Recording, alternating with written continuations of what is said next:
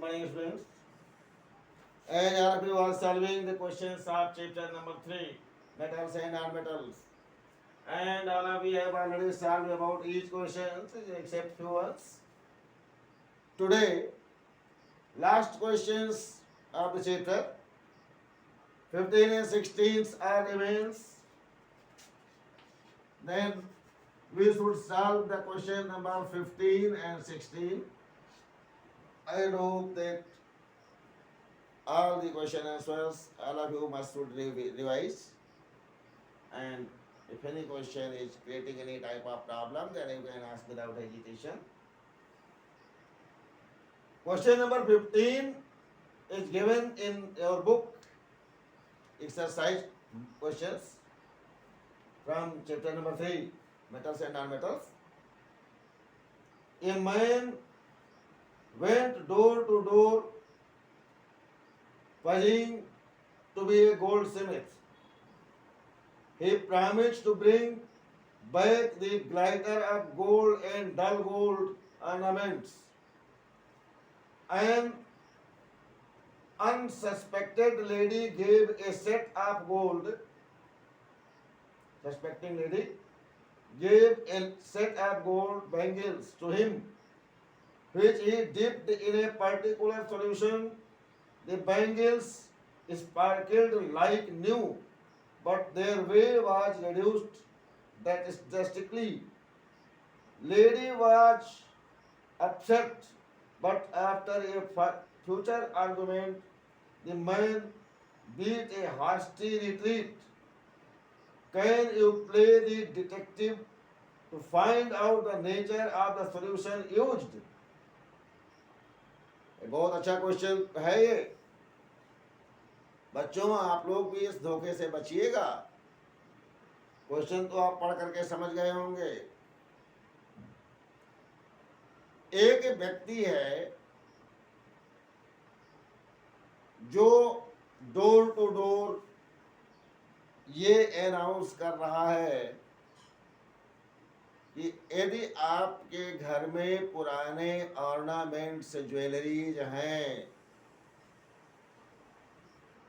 जो कि डल हो गए हैं, अर्थात धूमिल हो गए हैं, गंदे हो गए हैं, तो मेरे पास लाइए, मैं उसे साफ कर दूंगा।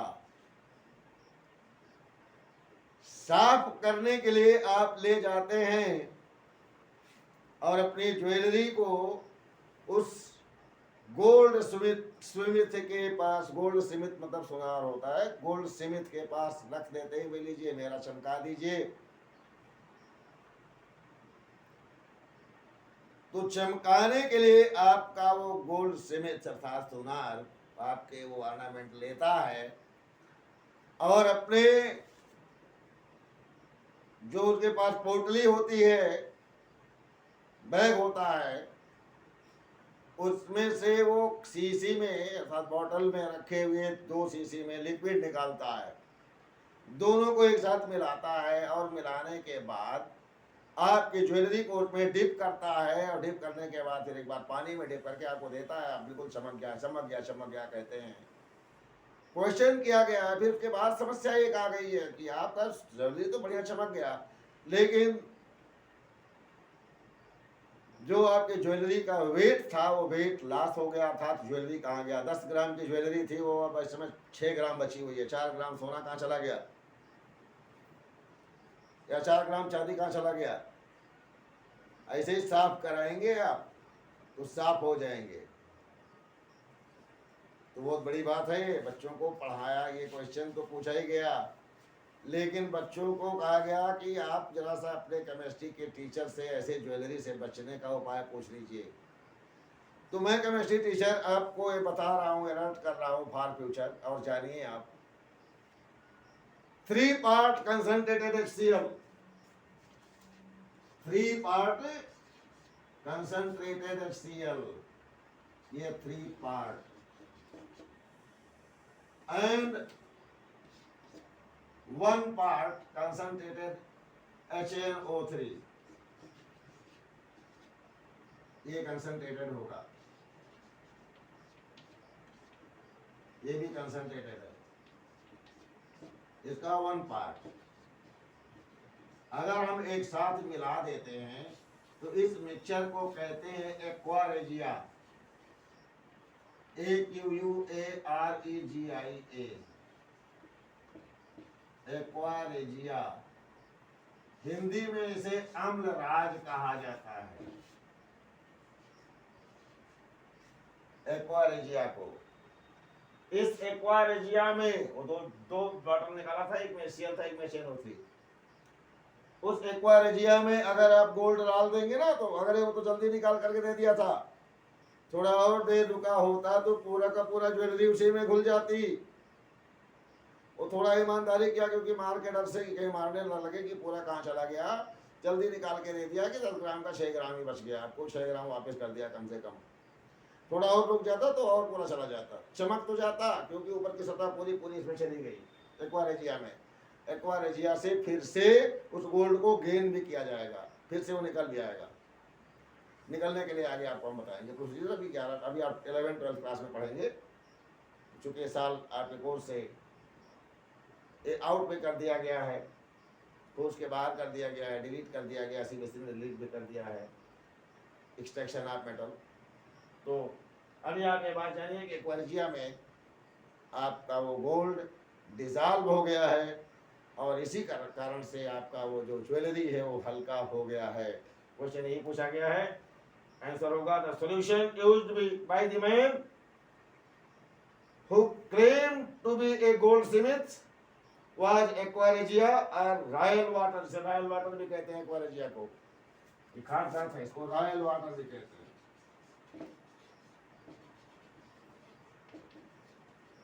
देखिए टर्म से नया टर्म है रॉयल वाटर। कोई पूछ लिया था रॉयल वाटर का फार्मूला क्या होता है, तो रॉयल वाटर और aqua regia both are the same thing.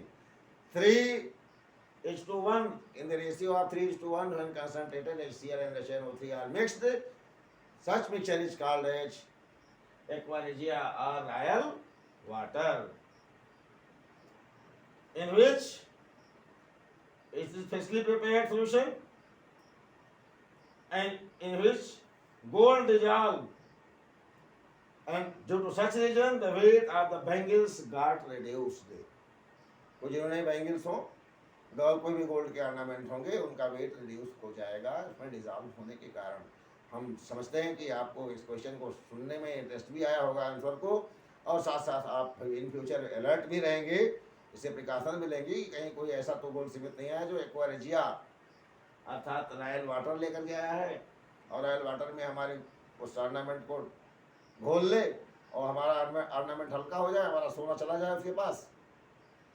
तो ये क्वेश्चन इसलिए आपको पूछा गया है कि आप इसको मेंटली प्रिपेयर रहिए to keep safe yourself and your ornaments, to keep safe your ornament. Specially ornament भी भाई एक अच्छी पूंजी होती है, अच्छी कैपिटल होती है, तो आपका लॉस होता है तो आपको भी लॉस होती है। और अब इसके बाद हम लास्ट क्वेश्चन की बात करते हैं चैप्टर के।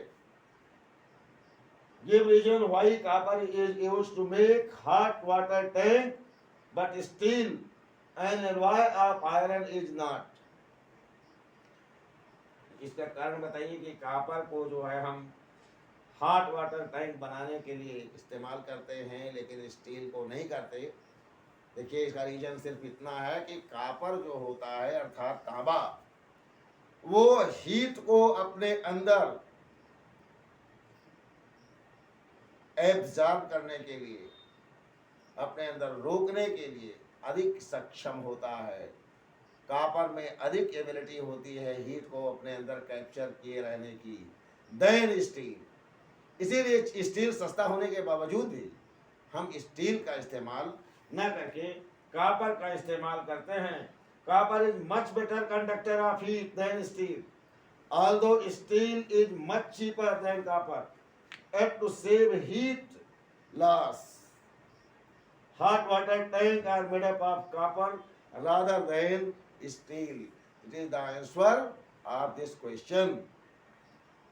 और इस क्वेश्चन को पढ़ने के बाद अब सभी क्वेश्चन मैंने बता दिया है, इवन जो क्वेश्चन आपके बाहर कर दिए गए थे उनको भी मैंने सॉल्व कर दिया है, जिससे कि अगर आप फ्यूचर में कभी प्रॉब्लम ना ले पाए। और सभी क्वेश्चन आपके ख़त्म हो गए हैं। अब आपने रिवाइज करिए, चैप्टर 3 तक ही केवल आपके SI1 एग्जामिनेशन में दिया गया है और चैप्टर 3 के आगे कुछ नहीं है। चैप्टर 1, 2 एंड 3, तो चैप्टर नंबर 3 हमने पढ़ाया भी, क्वेश्चन भी सारे सॉल्व किए, इवन इंडेक्स क्वेश्चन भी सॉल्व कर दिया है, एक्सरसाइज क्वेश्चन भी सॉल्व कर दिया है। अगर कोई प्रॉब्लम होती है तो आप उसको हमसे तुरंत कांटेक्ट कर सकते हैं। तो आज हम यहीं पर स्टॉप लेते हैं, अगले चैप्टर को फिर अगले दिन फिर शुरुआत करेंगे, तब आप अगले चैप्टर को पढ़िएगा। और अगले चैप्टर में आपकी क्लास 10th में कार्बन एंड इट्स कंपाउंड है नहीं, और पीरियोडिक क्लासिफिकेशन ही लास्ट में हम पढ़ेंगे। कार्बन इट्स कंपाउंड में देख लेते हैं, जो इंपॉर्टेंट चीज़ें होंगी कुछ रिवाइज कर देंगे। तो आज हम यहीं पर फुल स्टॉप लगाते हैं। आप सभी लोगों से एक रिक्वेस्ट है कि आप लोग रिवाइज करके बढ़िया से चैप्टर को तैयार करिए और अच्छे से एग्जामिनेशन दीजिए। तो best of luck, thank you very much, and see you again.